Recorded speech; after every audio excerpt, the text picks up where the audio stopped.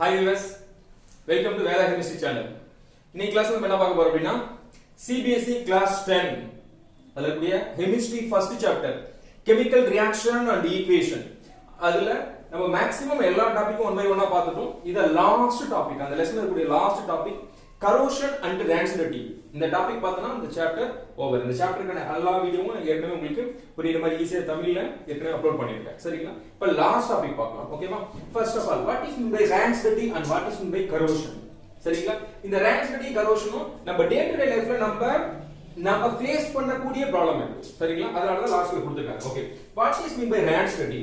rancidity அப்படினா என்னன்னா a food item which is contain oil or fat. It undergoes oxidation process, then the smell and taste of the food will be changed. That is called rancidity. Rancidity அப்படினா என்னன்னா the food item, எந்த food itemல oil இல்லனா fat இருக்கோ அது it react with oxygen கூட reaction பண்ணிச்சு அப்படினா oxidation process ஆகும். ஆக்சிடேஷன் ஆனதுக்கு அப்புறமா அந்த ஃபுட் ஐட்டமோட ஸ்மெல்லும் டேஸ்டும் ஃபுல்லா சேஞ்ச் ஆகும். அப்படினா பேட் ஸ்மெல் அடிக்கிற மாதிரி இருக்கும், டேஸ்ட் ஃபுல்லா மாறிடும். அந்த processக்கு பேர் தான் நம்ம என்ன சொல்றோம் அப்படினா rancidity அப்படினு சொல்றோம். சரிங்களா? ஆக்சுவலா இந்த ஆயில் ஃபேட் கண்டெய்னிங் ஃபுட் ஐட்டம்னு சொல்றாங்கல, ஆக்சுவலா ஆயிலும் ஃபேட்டும் அப்படிங்கிறது என்ன அப்படினா it is unsaturated hydrocarbon. அப்படினா கார்பன் கார்பன் டபுள் பாண்ட் இருக்கக்கூடிய காம்பவுண்ட். இந்த கார்பன் கார்பன் டபுள் பாண்ட் இருக்கக்கூடிய காம்பவுண்ட் ஆக்சிடேஷன் process நடந்துச்சு அப்படினா ஆக்சிடேஷன் ஆகும்போது என்ன ஆகும்னா இது ஆல்டிஹைடாவோ இல்ல கீட்டோனாவோ கன்வர்ட் ஆகும். சரிங்களா? அப்படி கன்வர்ட் ஆகிறதுனால தான் அதோட ஸ்மெல்லும் டேஸ்டும் சேஞ்ச் ஆகுது. இந்த processக்கு பேர் தான் rancidity. ஓகேங்களா? சரி, how to prevent this rancidity? உங்களுக்கு rancidity பத்தி ஃபுல்லா ஈக்குவேஷன்ஸ் மெக்கானிசம் அது மாதிரி டீப்பாலாம் இருக்கு. லைட்டா rancidity அப்படினா என்ன prevention method, corrosion அப்படினா என்ன prevention method, அவ்வளவு மட்டும் தான் உங்களுக்கு புக்ல கொடுத்திருக்காங்க. எக்ஸாம்ஸ்லயும் அதுல இருந்து தான் வந்து क्वेश्चन உங்களுக்கு அதுல கேட்பாங்க. சரிங்களா? Okay. how to prevent this rancidity? அப்ப ஒரு பொருள் கெட்டு போகாம இருக்கிறதுக்கு, rancidity ஆகாம இருக்கிறதுக்கு நம்ம என்ன பண்ணலாம் அப்படினு சொல்லி பாத்தீங்க அப்படினா நமக்கு தெரிஞ்சதுதான். நமக்கு பல நேரத்துலலாம் பாத்தீங்க அப்படினா இப்ப கருவாடு வாங்கணும் அப்படினா கருவாடுல மேல உப்புலாம் போட்டு வச்சிருப்போம், உப்பு கருவாடு சொல்லுவாங்க. ஏன் அப்படினா சால்ட் அதுல ஆட் பண்ணி வச்சிருக்கும் போது, சால்ட் கவர் பண்ணி வச்சிருக்கும் போது அது என்ன ஆகும் அப்படினா சீக்கிரமா ஆக்சிடேஷன் process ஆகாது. அதுல இருக்கக்கூடிய வாட்டர் ஃபுல்லா ஷட் பண்ணி எடுத்துரும். சோ வாட்டர் இல்ல அப்படினா ஆக்சிடேஷன் process ஆகும்போது அது சீக்கிரமா கெட்டு போகாது. சோ சால்ட் நம்ம யூஸ் பண்ணுவாங்க.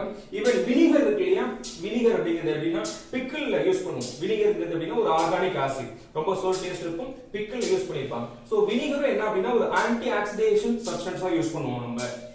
சரிங்களா? ஓகே. அது மாதிரி ஏதாவது ஆன்டி ஆக்சிடேஷன் சப்ஸ்டன்ஸ் இந்த ஃபுட் ஐட்டம்ல நம்ம எப்படின்னா ஃபில் பண்ணி வைக்கலாம். சரிங்களா? இப்போ நம்ம ஃபுட் ஐட்டம் கடையில வாங்குறோம் அப்படின்னா ஊறுகாவோ இல்ல மேக்ஸிமம் இப்ப சாம்பார், KFC ல இருந்து வரக்கூடிய சிக்கன், மேக்ஸிமம் எல்லா ஃபுட் ஐட்டமே இப்போ பாக்கெட்ல கொடுக்க ஆரம்பிச்சிட்டாங்க. வாங்கிட்டு இருக்கோம். நம்ம சிப்ஸ் பாக்கெட்ல இருந்து எல்லாமே அதெல்லாம் வாங்கிட்டு இருக்கோம்.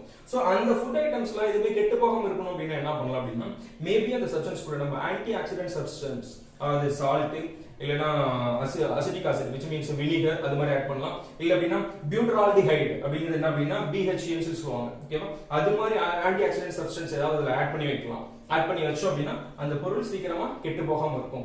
இல்ல அப்படினா we can pack the food item with airtight container. அப்படினா ஏர் காத்து உள்ள போகாம இருக்கிற மாதிரியான கண்டெய்னர்ல நம்ம டைட்டா பேக் பண்ணிட்டோம் அப்படினா அந்த பொருள் சீக்கிரமா கெட்டு போகாது. இல்ல அப்படினா இன்னும் என்ன பண்றோம் அப்படினா the food item packet which fill with nitrogen gas. nitrogen gas fill பண்ணா என்ன ஆகும்னா nitrogen gas உள்ள போய் அதுல கூட ஆக்சிஜன்ஸ்லாம் எடுத்துட்டு வெளிய வந்துரும். சோ nitrogen gas உள்ள இருக்கிறவங்களும் ஆக்சிஜன்ஸ் வேற எதுவும் போய் அந்த ஃபுட் ஐட்டம், அந்த சிப்ஸ் பாக்கெட்ல இருக்கக்கூடிய சிப்ஸ் கூட வேற எது கூட ரியாக்ஷன் பண்ண முடியாது. அதனால அந்த ஃபுட் ஐட்டம் கெட்டு போகாம இருக்கும். சரிங்களா? இல்ல அப்படினா இன்னொன்னு என்ன சொல்லலாம் அப்படினா நம்ம ரெஃப்ரிஜரேட்டர்ல வைக்கலாம். ரெஃப்ரிஜரேட்டர்ல வச்சாலும் ஒரு குறிப்பிட்ட டேஸ் உள்ள தான் வச்சிருக்க முடியும். சரிங்களா? டெம்பரேச்சரை நம்ம டிக்ரீஸ் பண்ணி வச்சிருந்தோம் அப்படினா அந்த ஃபுட் ஐட்டம் சீக்கிரமா கெட்டு போகாம இருக்கும். இந்த டெம்பரேச்சர் லெஸ்ஸா இருக்கும்போது ஆக்சிடேஷன் நடந்து பாக்டீரியாஸ் அதுல growth ஆகிறதுக்கான அந்த சிச்சுவேஷன், அந்த சூழ்நிலை கம்மியா இருக்கும். அதனால நம்ம ரெஃப்ரிஜரேட்டர்ல வச்சிருக்கும் போது அந்த ஃபுட் ஐட்டம் ஈஸியா கெட்டு போகாம இருக்கும். சரிங்களா? இப்படி தான் நம்ம rancidity process நம்ம ஸ்டாப் பண்ணலாம், பிரிவென்ட் பண்ண முடியும். இப்ப rancidity என்னன்னா oil or fat containing food item which is getting oxidation, then the smell and taste of the substance will be changed. That is called rancidity அப்படின்னு சொல்லி சொல்றோம். How to prevent that? எப்படி prevent பண்றது? First we can fill the food item substance we can fill with nitrogen gas அதுல fill பண்ணி வைக்கலாம். or we can store the food item with airtight containerல save பண்ணி வைக்கலாம். இல்ல அப்படினா we can mix with some antioxidant substance அதுல add பண்ணி வைக்கலாம். இல்ல அப்படினா we can keep in refrigeratorல வச்சிருந்தோம் அப்படினா சீக்கிரமா கெட்டு போகாம இருக்கும். அவ்வளவுதான் reactivity process அப்படிங்கிறது. Next corrosion. What is meant by corrosion? Corrosion அப்படினா ஒண்ணும் இல்ல, the metal substance which is getting damaged, the metal substance which is getting damaged, it react with moisture, air or chemicals or acids or any other substance. Then the metal items, it will be change that character, that is called corrosion. அப்ப corrosion அப்படினா என்ன அப்படினா ஒரு metal items எது வந்து நமக்கு corrode ஆகுதோ, corrode ஆகுது என்ன சொன்னா அரிக்கிறதுன்னு சொல்லுவாங்க தமிழ்ல, சரிங்களா? corrode ஆகுது, எதனால corrode ஆகும்? அது ஆக்சிஜன் கூட இல்ல மாய்ஸ்சர் கூட, மாய்ஸ்சர்னா வாட்டர் இருக்கிறது ரியாக்ஷன் பண்ணியும் இல்ல ஆசிட் பேசிஸ் கூட கெமிக்கல்ஸ் கூட ரியாக்ஷன் பண்ணியும் அது அந்த பொருள் வந்து கரோட் ஆச்சு அப்படினா அதுக்கு பேர் கரோஷன், சரிங்களா? ஓகே, அப்ப கரோஷனுக்கு பாத்தீங்கன்னா மூணு எக்ஸாம்பிள்ஸ் கொடுத்திருக்கேன். iron, rusting of iron. Rusting of iron is one of the example of corrosion, சரிங்களா? iron வந்து ரஸ்ட் ஆகுது கரோஷனுக்கான ஒரு எக்ஸாம்பிள். தென் இன்னொரு எக்ஸாம்பிள் கொடுத்திருக்கேன் rusting of copper, third rusting of silver.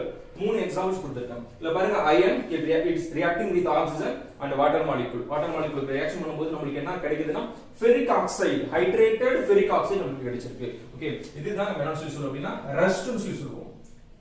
Example maybe உங்களுக்கு கேட்கலாம், what is the formula of rust? ரஸ்டோட formula கேட்டாங்கன்னா இதான் நீங்க எழுதணும், சரிங்களா? ஓகே, இப்போ ஈக்குவேஷன் நம்ம பேலன்ஸ் பண்ணனும். எந்த ஈக்குவேஷன் எழுதணும் அந்த ஈக்குவேஷனை கண்டிப்பா பேலன்ஸ் பண்ணனும் ஆகும், சரிங்களா?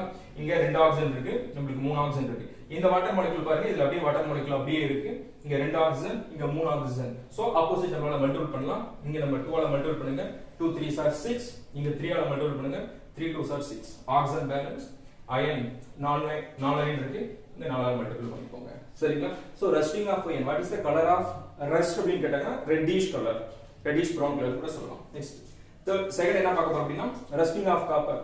Copper when it react with carbon dioxide, water and oxygen, இந்த மூணு சப்ஸ்டன்ஸ் கூட காப்பர் ரியாக்ஷன் பண்ணும்போது நமக்கு என்ன மாறும் அப்படினா காப்பர் ஹைட்ராக்சைடு and காப்பர் கார்பனேட்டா சேஞ்சஸ் ஆகும்.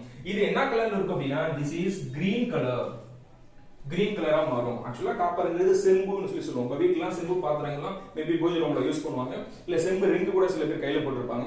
செம்புல ஸ்டாச்சுவெல்லாம் செஞ்சு வைப்பாங்க, பட் வெளியே வைக்க கூடாது. வெச்ச அப்படினா என்ன ஆகும் அப்படினா அட்மாஸ்பியர்ல இருக்கிற ஆக்சிஜன், மாய்ஸ்சர், தென் கார்பன் டை ஆக்சைடு கூட சேர்ந்து அது மேல துரு பிடிச்சிடும். ஒரு கிரீன் கலர்ல கோட்டிங் மாதிரி அப்படியே அழுக்கு படிச்ச மாதிரி ஆயிடும், சரிங்களா? அதுக்கு பேர் தான் நம்ம என்ன சொல்றோம் அப்படினா copper rust. So copper rust ஆச்சுனா கிரீன் கலர் கொடுக்கும், அயன் ரஸ்ட் ஆச்சுனா ரெட்டிஷ் கலர் கொடுக்கும், சரிங்களா? தேர்ட் பாருங்க silver. Silver when it react with hydrogen sulfide gas and oxygen, இது கூட ரியாக்ஷன் பண்ணும்போது சில்வர் சல்பைடும் வாட்டர் மாலிக்யூல் வெளியில போகும், சரிங்களா? இந்த ரியாக்ஷன் நம்ம என்ன சொல்றோம் அப்படினா ரஸ்டிங் ஆஃப் சில்வர்க்கான எக்ஸாம்பிள். இதுல ஆக்சுவலா சில்வர் உங்களுக்கு தெரியும், this is silvery color, grey கலர்ல இருக்க மாதிரி இருக்கும். சோ சில்வர் சல்பைட் நமக்கு என்ன கலர்ல இருக்கு அப்படினா black கலர்ல இருக்கும். சோ சில்வர் வந்து ரஸ்ட் ஆச்சுனா black கலர், காப்பர் ரஸ்ட் ஆச்சுனா green கலர், அயன் ரஸ்ட் ஆச்சுனா ரெட்டிஷ் கலர் இருக்கும், சரிங்களா? ஆக்சுவலா இந்த ஈக்குவேஷன் நம்ம என்ன பண்ணனும் அப்படினா பேலன்ஸ் பண்ணனும், ஓகேவா? இதுல பாருங்க, இங்க ரெண்டு சில்வர் இருக்கு, இங்க ஒரே ஒரு சில்வர் தான் இருக்கு. இங்க 2 ஹைட்ரஜன், அங்க 2 ஹைட்ரஜன், இங்க 2 ஆக்சிஜன், அங்க 1 ஆக்சிஜன் தான் இருக்கு. சோ இந்த சைடு 2, அந்த சைடு 1 ஆக்சிஜன் தான் இருக்கு. சோ ஆக்சிஜனை பேலன்ஸ் பண்ணுங்க. 2 ஆல மல்டிபிள் பண்ணா 2 ஆக்சிஜன், 2 2s are 4, 4 ஹைட்ரஜன், இங்க 2 ஹைட்ரஜன் தான் இருக்கு. 2 ஆல மல்டிபிள் பண்ணுங்க, இங்க 2 சல்ஃபர், அங்க 1 சல்ஃபர் தான் இருக்கு. 2 ஆல மல்டிபிள் பண்ணா 2 sulphur, 2 2s are 4 silver. So இங்க நம்ம 4 சில்வரால மல்டிபிள் பண்ணா அப்படினா ஈக்குவேஷன் பேலன்ஸ். இதுதான் எக்ஸாம்பிள்ஸ் ஃபார் corrosion, சரிங்களா? இப்போ how to prevent the corrosion process. corrosion process எப்படி நம்ம prevent பண்றது அப்படினா நமக்கு தெரிஞ்ச process தான். என்ன பண்ணலாம்? பெயிண்டிங் பண்ணலாம். அயன் ஆர்டிகல்ஸோ இல்ல மெட்டல் சப்ஸ்டன்ஸ் மேல பெயிண்ட் பண்ண அப்படினா மேபி corrosion நம்ம prevent பண்ணலாம் அதுல இருந்து. ஏன் அப்படினா ஒரு மெட்டல் ஒரு சப்ஸ்டன்ஸ் இருக்குனா மேல நம்ம பெயிண்ட் பண்ணிட்டோம் அப்படினா அந்த பெயிண்ட் மேல ஒரு லேயர் மாதிரி இருக்கும். சோ அது வேற ஆக்சிஜனோ வாட்டரோ மத்த சப்ஸ்டன்ஸ் போய் அந்த அயன் கூட ரியாக்ஷன் பண்றதுக்கு அலோ பண்ணாது. மேல கோட்டிங் மாதிரி கவர் மாதிரி இருக்கு. சோ அந்த பொருள் சீக்கிரமா துருப்பிடிக்காம இருக்கும். சோ பெயிண்டிங் process பண்ணலாம். ஆயிலிங் பண்ணுவாங்க. போல்ட் நட் இதெல்லாம் பாத்தீங்கன்னா ஆயில டிப் பண்ணி வச்சிருப்பாங்க. ஆயில் மேல இருக்கும்போது என்ன ஆகுதுன்னா வாட்டர் மாலிக்யூல் போய் ஸ்டிக் ஆகாது. சோ இது சீக்கிரமா துருப்பிடிக்காம இருக்கும். சோ ஆயிலிங் process பண்ணலாம், பெயிண்டிங் பண்ணலாம், கிரீசிங் process சொல்லுவாங்க. சோ 4 வீலர் ஆட்டோமொபைல்ஸ் எல்லாம் பாத்தீங்கன்னா மேக்ஸிமம் வெஹிக்கிள்ஸ்ல கிரீஸ் யூஸ் பண்ணுவாங்க. ஏன்னா கிரீஸ் மேல ஸ்டிக் ஆயிருக்கும்போது அது என்ன பண்ணும்னா வாட்டர் மாலிக்யூல் ஈஸியா போய் ரியாக்ஷன் பண்றதுக்கு அலோ பண்ணாது. அப்ப என்ன ஆகுதுன்னா ஆக்சிடேஷன் process அதுல சீக்கிரமா நடக்காது. சோ துருப்பிடிக்காம இருக்கும். So oiling, painting, greasing. இன்னொரு process முக்கியமான சொல்லுவாங்க galvanization process னு சொல்லுவாங்க. What is meant by galvanization? galvanization அப்படினா ஒண்ணும் இல்ல, ஒரு அயன் ஆர்டிகல் மேல ஒரு ஜிங்க் மெட்டல் நம்ம கோட் பண்ணுவோம், லைக் a painting மாதிரி. ஓகேவா? so zinc is coating on the iron particles, that process is called galvanization. எதுக்காக சார் நம்ம zinc எடுக்கிறோம் அப்படின்னா zinc is a anti corrosive metal. அப்படினா சீக்கிரமா துரு பிடிக்காது, துரு பிடிக்கிறதுக்கு அலோ பண்ணாது zinc. அப்ப என்ன பண்ணுவோம், zinc நம்ம iron particles மேல பெயிண்டிங் மாதிரி தான் கோட் பண்ணி வச்சிருக்கும் போது என்ன பண்ணுவோம் அப்படின்னா ஆக்சிஜனோ இல்ல வேற எதுவும் போய் ரியாக்ஷன் பண்ணாலும் zinc வந்து என்ன ஆகுதுன்னா ரெஸ்ட் ஆகிறதுக்கு ரியாக்ஷன் பண்றதுக்கு விடாது. சோ உள்ள இருக்கிற அயன் பார்ட்டிகல்ஸ் அதுல அப்படியே இருக்கும். சரிங்களா? அந்த process பேர் தான் galvanization. சரிங்களா? சோ இன்னொரு process நம்ம பண்ணலாம். அந்த process பேர் என்னன்னா alloying னு சொல்லுவாங்க. அப்படினா alloying அப்படினா என்னன்னா mixture of two or more than two metals with particular ratio. So ஒரு துருப்பிடிக்கிற மாதிரி ஒரு மெட்டல் இருக்கு அப்படின்னா அந்த மெட்டலை வேற ஒரு மெட்டல் கூட நம்ம ஒரு பர்టిక్యులர் ரேஷியோல மிக்ஸ் பண்ணி அப்படினா கலந்து பண்ணோம் அப்படினா அதுக்கு பேர் தான் அலாய். அலாய்ஸ்க்கு எக்ஸாம்பிள் உங்களுக்கு நம்ம வீட்ல யூஸ் பண்றது brass யூஸ் பண்ணுவோம். brassனா பித்தளை. சரிங்களா? பித்தளை என்னன்னா யூஸ் பண்றோம்னா காப்பரும் ஜிங்கும் யூஸ் பண்றோம். சரிங்களா? காப்பர் வந்து 70% ஜிங்க் 30% மிக்ஸ் பண்ணி வச்சிருப்பாங்க. சோ ஜிங்க் அத நம்ம என்ன சொல்றோம்னா பிராஸ்னு சொல்றோம். பிரான்ஸ்ங்கிறது ஒரு அலாய் தான். பிரான்ஸ்ங்கிறது ஒண்ணு இல்ல வெண்கலம்னு சொல்லுவாங்க. பிரான்ஸ் மெடல்ஸ்லாம் வாங்குவாங்க இல்லையா? First place, second place, third place maximum bronze medal கொடுப்பாங்க. சரிங்களா? வெண்கலம்னு சொல்லுவாங்க. அந்த வெண்கலம் அப்படிங்கிறது என்ன அப்படின்னா one type of alloy. Even நம்ம டே டு டே நம்ம ஃப்ரீக்வெண்டா பார்க்கிறது நம்ம வீட்ல அம்மாவோ அக்கா இல்ல அப்பா அம்மா கோல்டுல எல்லாம் செயின் இல்ல கம்மல் ரிங் எல்லாமே போட்டிருப்பாங்க. அந்த கோல்டுங்கிறது என்ன அப்படின்னா பியூர் கோல்டுல நம்ம எந்த ஒரு ஆர்டிகல்ஸும் பண்ண முடியாது. ஏன்னா பியூர் கோல்டுங்கிறது it is brittle in nature. So சீக்கிரமா உடையக்கூடியது. சோ அந்த கோல்டு நம்ம என்ன பண்ணணும் அப்படின்னா காப்பர் கூட மிக்ஸ் பண்ணணும். சோ எவ்வளவு பர்சன்டேஜ் சார் எடுக்கணும் அப்படின்னா அப்ப கடையில வாங்கினா சொல்லுவாங்க 91.6 kdm தங்க நகைகள் அப்படின்னா என்ன அர்த்தம் அப்படின்னா 91.6% கோல்ட் எடுத்துட்டு ரிமைனிங் 8.4% அதுல காப்பரை மிக்ஸ் பண்ணோம் அப்படின்னா அப்பதான் அந்த கோல்டு ஸ்ட்ரென்த்தா மாறும். சோ அந்த ஸ்ட்ரென்த் கிடைச்சு ஸ்ட்ராங்னஸ் கிடைச்சதுக்கு அப்புறமா தான் அதை யூஸ் பண்ணி நம்ம ஆர்னமெண்ட்ஸ் பண்ண முடியும்.